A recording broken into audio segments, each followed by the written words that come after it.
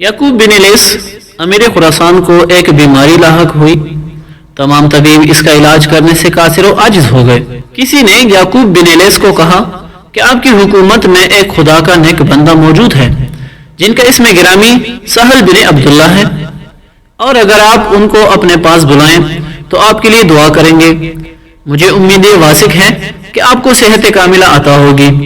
बस अमीर खुरासान ने उनको तलब करके कहा, मेरे लिए दुआ करें।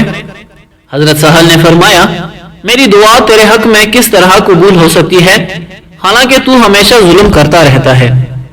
ये सुनकर याकूब यानी अमीर खुरासान ने तौबा की, जुल्म की नीयत को तर्क करने का अहद किया, रैयत के साथ हुस्न सुलूक का अहद किया और कैदखाने से तमाम मजलूमों को आजाद कर दिया। फिर हजरत सहल ने हाथ उठाकर दुआ मांगी, ए मुनइम हकीकी, जिस तरह तूने इसको गुनाहों की वजह से जिल्लत दिखाई थी, अब इसको ताअत की वजह से इज्जत दिखा और इसकी मुश्किल को दूर कर।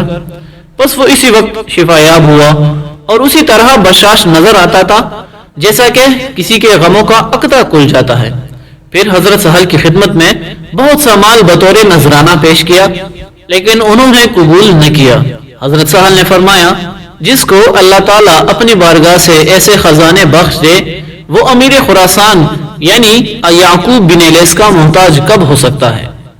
सबक ज़ेर दोस्तों और गरीबों पर जुल्म सितम करने से दीनों दुनिया की हलाकत का सामना होता है, और जुल्म सितम से तौबा कर लेने से अल्लाह ताला खुश होता है और अफियत व आसाइश की जिंदगी अता फरमाता है।